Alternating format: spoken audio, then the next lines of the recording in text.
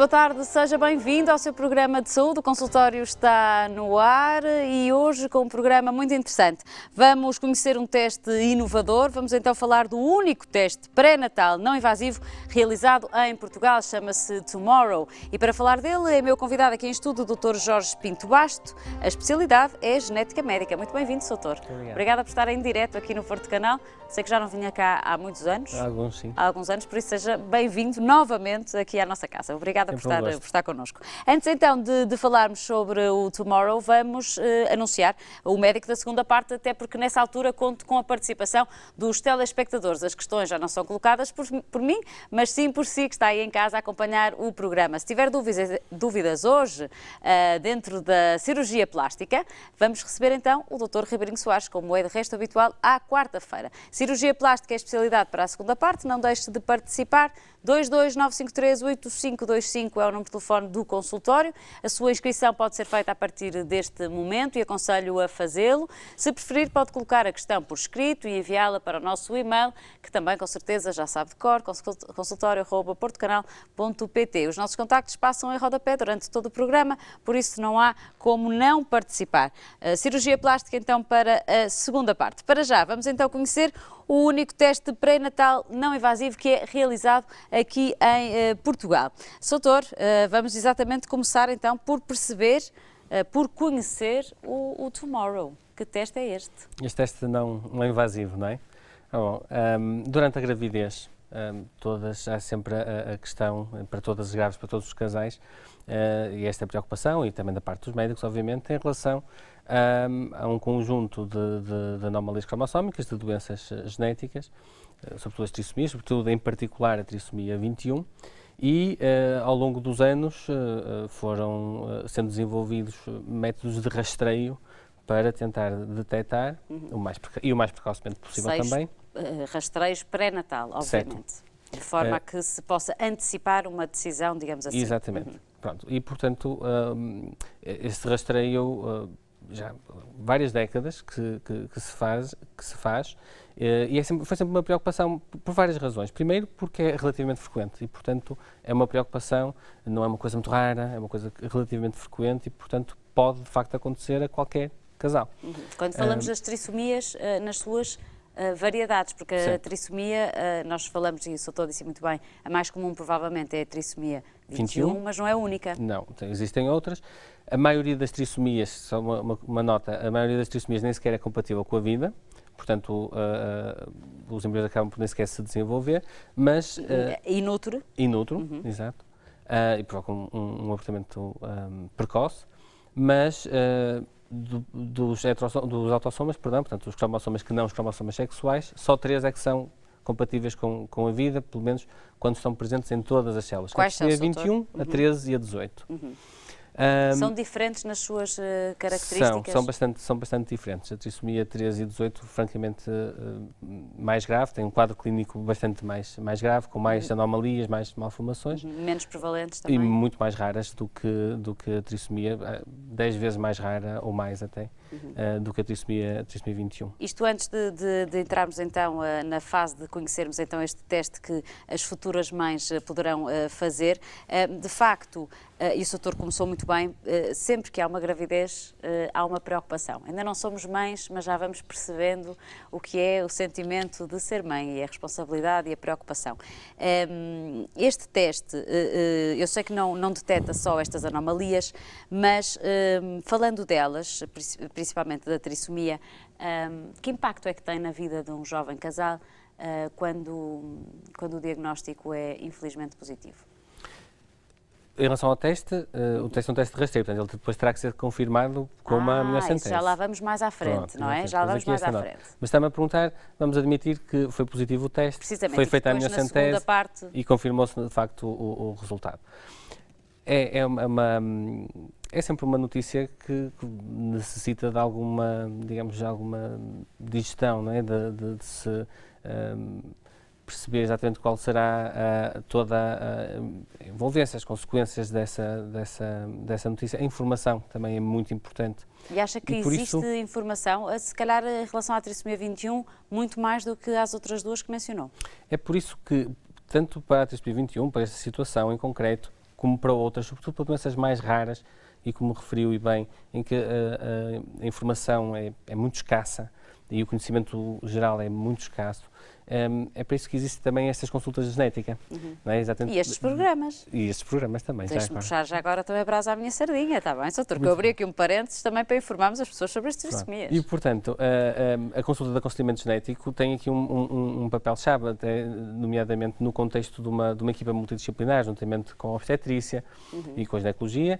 E quem deve fazer essas consultas, doutor? Todas as grávidas? Se estivermos a falar em diagnóstico pré-natal, assim, virtualmente todas as pessoas que tenham uma doença genética ou que tenham na família uma doença genética que isso as preocupe, deverão ir a uma consulta de aconselhamento genético. O médico geneticista tem, essencialmente, do ponto de vista de consulta, né, depois também tem uma vertente laboratorial, mas do ponto de vista de consulta, essencialmente tem 3 grandes áreas. A parte de diagnóstico, ou seja, aquelas doenças muito raras, sobretudo que com atraso de desenvolvimento, malformações, etc. E fazer diagnóstico dessas doenças particularmente raras, ou também no contexto do aconselhamento genético, quando o próprio tem uma doença genética, quer saber o risco de a transmitir à descendência, ou existe na família também uma doença genética, que pode ser uma coisa, como eu estava a falar, portanto, uma doença rara, mas também pode ser um cancro hereditário, portanto, a parte da oncologia, e cada vez mais isso tem pesado. Isso, e existem mais casos, e também no diagnóstico pré-natal, que é um bocadinho que faz a ligação com o que estamos aqui a falar. Então vamos lá. Ao teste não invasivo. Vamos então conhecer este teste, perceber quem é que deve fazer, a partir de que altura é que se pode fazer e que mulheres é que devem fazer este teste. Bom, então, primeiro, o que é o teste? Os testes de rastreio que existiam e que existem ainda, que têm ainda o seu lugar, têm uma vantagem, que são relativamente simples, já são perfeitamente instituídos, mas têm algumas limitações também, nomeadamente na taxa de detecção. Ou seja, são testes que a possibilidade de haver um falso negativo, ou seja, o teste dizer que não se passa nada, mas na realidade até existe uma trissomia 21, por exemplo, ainda é considerável. São mais falíveis. São. E este teste tem uma taxa... muito mais rigoroso, sim. E, portanto, o que se descobriu, e já há muitos anos, há décadas até, é que existia células do feto em circulação na mãe durante a gravidez. E durante muitos anos, mais de uma década, se tentou aproveitar esse facto para se fazer um teste deste estilo. Mas isso acabou por nunca se desenvolver, por várias razões. Uma delas é relativamente simples, é que as células do feto em circulação mantêm-se anos, mesmo depois da gravidez, mantêm-se anos em circulação. E, portanto, deixam de ser úteis e causam erro de umas gravidezes para as outras.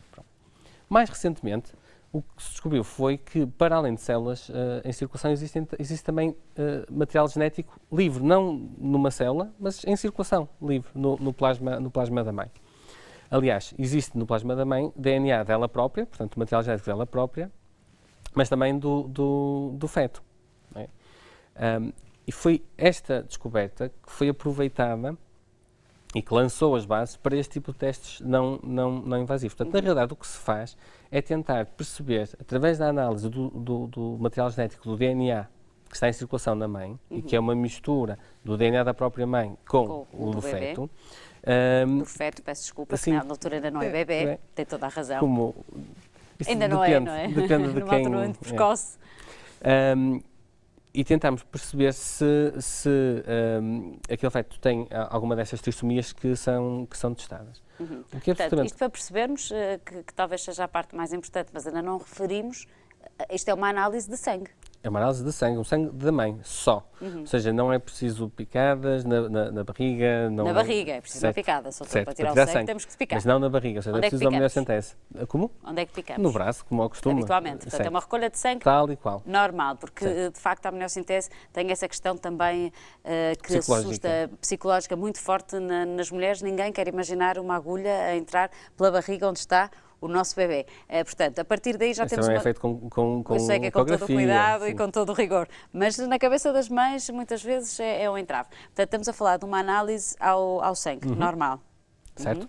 Vai para o laboratório e o que é que acontece? Pronto, e o que vamos fazer é a análise desse tal material que está em circulação. Vamos separar o plasma, portanto, só aí vamos ver o DNA todo que está em circulação e vamos analisar tudo em conjunto, ou seja, não é possível separar o DNA da mãe do DNA do feto. Se perdemos uma noção, só cerca de 10% desse material genético é que é do feto. Os outros 90% são da mãe. E, portanto, o que vamos tentar, e daí ver a parte, vamos lá, tecnológica do teste. O que vamos ver não é em todos os cromossomas, é só num, e que por acaso até é o mais pequeno de todos, vamos tentar encontrar aí um pequeno aumento, okay, que nos indicará que afinal não há 2 cromossomas 21 como normalmente existem, mas sim 3. E aí? Okay? E aí o resultado será então positivo, ou seja, que há uma suspeita forte de uma trissomia 21. Para além de neste momento percebermos que então este teste é talvez o mais fidedigno, digamos assim, no que diz respeito às anomalias cromossómicas, este teste permite detectar outras coisas também, Dr.? Só anomalias cromossómicas, mas permite para a trissomia 21, a trissomia 13, 18, também. Como referiu, mas sei que dá para sabermos o sexo do bebê. E também dá para analisar os cromossomas sexuais. Também existem, vou dizer um palavrão, aneuploidias, que são essas anomalias do número, não é, dos cromossomas sexuais. Sim. Porque em princípio só deve haver 2 cromossomas sexuais. 2X se for uma menina, um X e um Y se for um menino. Às vezes pode haver também aqui um número que não 2 de cromossomas sexuais e isso também causa doença, causa um fenótipo. Não é? Portanto, isto é feito numa fase muito precoce, falamos a partir das 10 semanas. A partir das 5, 6 semanas já começa a detectar-se o tal DNA do feto em circulação. Okay? Mas para sermos mais rigorosos e mais seguros do resultado, convém fazer a partir das 10 semanas. Portanto, a partir das 10 semanas, o que é de facto muito precoce, é muito precoce estamos mesmo. a falar de 2 meses e meio, mais ou menos, de gravidez, já se pode fazer o teste com segurança de que o resultado vai ser fidedigno, não é? Vai ser Todas as mulheres devem fazer este teste, não falando agora já da parte económica, porque também é importante e tem tido muito peso, mas na sua opinião, imaginemos que este teste já era gratuito, todas as mulheres deveriam fazê-lo? Em princípio não há praticamente razão para não fazer, ou seja... A questão da idade, por exemplo, tem aqui alguma implicação, Soutor? Não, a idade confere um risco maior para Há maior probabilidade? De trissomia 21, Sim. por exemplo, sim.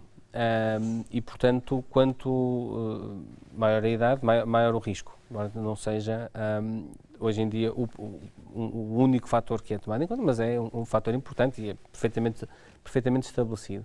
Agora, o facto é que todos os casais, todas as grávidas estão em risco, independentemente da idade. Isso também é importante referir, não é? Não podemos assustar só aquelas mulheres e cada vez mais as mulheres querem ser mães mais tarde. O risco existe sempre. Sempre. Pode ser acrescido a partir, não sei de que idade, 35 mas 35. é normalmente a idade que se fala mais, mas há risco sempre. Mas há risco sempre. E os 35 anos não são uma idade mágica, é um valor em que se toma em que se calcula, ou melhor, que se pondera vários fatores, nomeadamente o risco já é de um determinado valor e que já começa a valer a pena fazer outro tipo de testes, do ponto de vista de risco-benefício. Pronto, não é a partir dos 34 para os 35 que o risco aumenta muito, não é essa a questão. Mas o risco existe sempre. Portanto, aconselhado a todas as mulheres, obviamente que com o avançar da idade, provavelmente são mulheres que terão mais indicação, digamos assim, para o fazer, mas todas as mulheres podem fazê-lo. O Soutor disse há pouco que se for positivo, ainda vamos ter que ir a uma segunda análise, digamos assim, portanto, vamos ter que recorrer mesmo assim à confirmatório, sim. Porquê, Soutor? Por várias razões.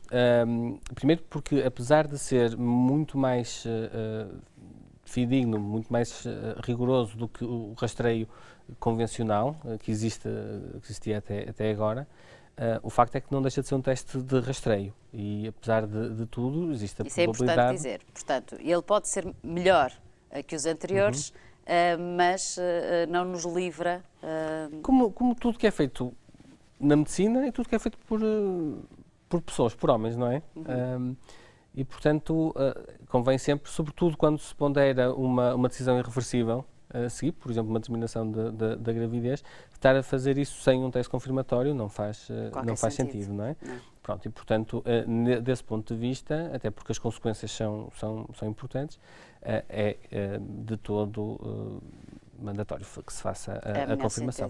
E ainda por outra razão, esta mais técnica, mas é que o DNA que é testado, na realidade do feto, na realidade tem origem na placenta. A placenta e o feto são um só, mas às vezes pode haver alguma anomalia que seja limitada à placenta e, portanto, tem que se confirmar que de facto está presente também no feto. Doutor, eu sei que outra característica que tem o Tomorrow é que é totalmente seguro, ou seja, sabemos que a amniocentese, embora seja segura também, há um pequeno risco de aborto. Exato. Aqui no Tomorrow não há. Não, pela simples razão de que nem sequer, exatamente, nem sequer se faz nenhum teste invasivo, não é? Ou seja, não há nenhuma colheita nem de líquido amniótico, nem de velocidades coriónicas, portanto, não há um risco de perda do feto por causa do teste. Uma simples colheita de sangue, nada mais do que isso. Não vamos assustar as mães lá em casa que têm que fazer a amniocentese, o risco é de facto também muito reduzido. Nas mãos certas o risco é muito reduzido. Nas mãos certas. certas. Falar de 0,5%, não é? O que é quase insignificante. 1 em cada 200. Soutor, vamos agora sim falar da questão dos valores, não falando em números. Sabemos que estes testes ainda são caros. Porquê é que no fundo, uma recolha de sangue pode ser tão dispendiosa?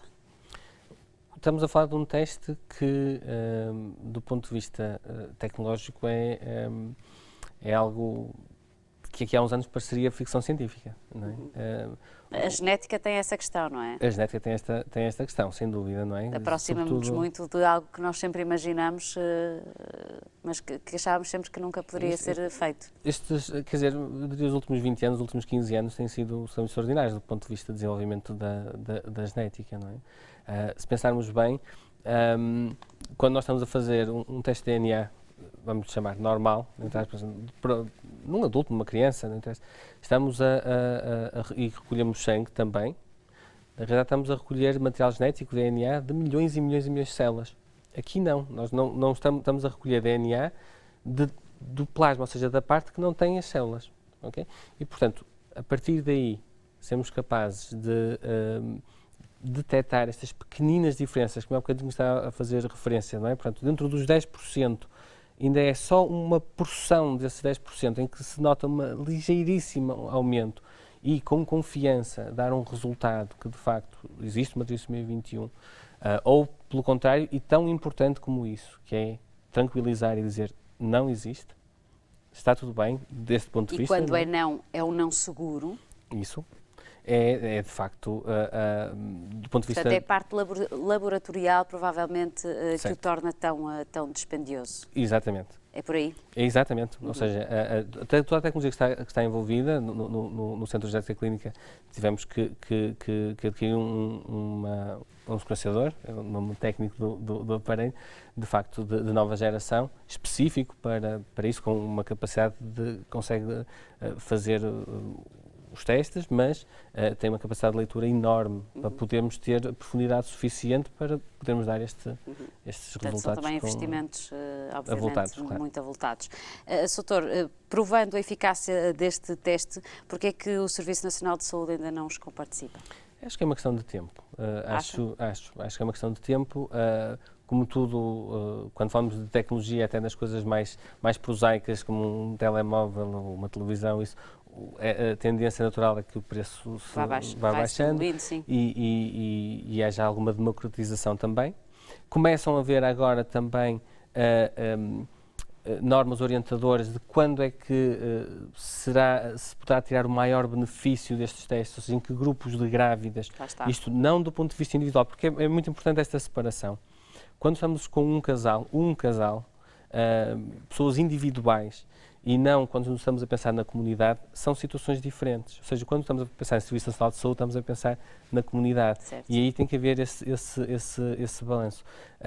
Quando é a decisão individual de um casal, de uma pessoa, é diferente. Portanto, mas eu acho que, e voltando à questão, acho que é uma questão de tempo até estar disponível, numa primeira fase provavelmente não para todas as grávidas, mas para um grupo de grávidas com um risco maior e aplicando já também algoritmos de decisão internacionais que começam agora a haver, ou seja, começa a haver experiências noutros países de aplicação generalizada, não generalizada em todas as grávidas, mas generalizada, ou seja, numa comunidade a determinados grupos de grávidas em que podem beneficiar mais desta abordagem, não é? Que de facto traz vantagens grandes e, sobretudo, o facto de ser precoce também dá alguma tranquilidade quando os resultados são bons, quando os resultados são negativos, não é? Só estraga aquela parte da surpresa da ecografia, dizer é uma menina, essa parte fica ali, mas podem optar por não saber, exatamente. Não é? Ninguém é obrigado a saber. E com o tempo também Podem depois vamos habituando a saber de outras formas. Até porque a evolução na genética é algo que falávamos um pouco antes de começar este direto. O Soutor, como eu lhe disse, é muito novo, mas de facto foi precisamente nesta última década, em 2 últimas décadas, que a genética evoluiu. Daqui vamos para onde, Soutor? É muito difícil dizer para onde vamos. As possibilidades são imensas, diria todos os dias, mas praticamente todos os meses há coisas novas. Ainda antes de entrar, estava a ler uma notícia de algo que daqui por alguns anos vamos ouvir falar muito e que vai revolucionar o seguimento e o tratamento do cancro, e que é uma conquista, acima de tudo, tecnológica. É uma conquista da medicina, mas a tecnologia e esses investimentos têm que ser feitos e vai-nos permitir, com certeza, conseguirmos dar aos nossos doentes um seguimento melhor, os cuidados melhores, sermos mais saudáveis mais tempo ou pelo menos detectarmos mais precocemente quando alguma coisa não está bem. E nesse aspecto a genética vai ajudar muito. Soutor, para terminar, porque só nos resta mesmo 1 minuto, apresente-nos então o Centro de Genética Clínica. O Centro de Genética Clínica é uma instituição aqui do Porto, que já existe há 23 anos e que foi pioneiro em muitas coisas. Há bocado estava a falar no rastreio pré-natal, foi primeiro a introduzir o rastreio pré-natal em Portugal. Temos também tido a oportunidade de introduzir vários testes, tanto em Portugal como internacionalmente, e o mais recente deles é Facto Tomorrow, e que com muito orgulho somos o único laboratório no país a disponibilizar o teste não invasivo. Até aqui só em 2 ou 3 países no mundo é que se faziam. Não é? Muito bem, Soutor, muito obrigada pela sua presença nesta primeira parte do consultório. Foi um gosto também para mim estar consigo. Fechamos então esta primeira parte. Daqui a pouco, após o intervalo, vou receber o Dr. Ribeirinho Soares, é cirurgião plástico. É nessa altura que pode participar em direto. Já sabe que então para conversar com o Dr. Ribeirinho Soares deve ligar o 229538525. Se preferir, pode escrever-nos para o e-mail do consultório, que é precisamente consultório@portocanal.pt. Vamos agora para um curto intervalo. Eu estou de regresso daqui a poucos minutos. Conto consigo desse lado. Até já.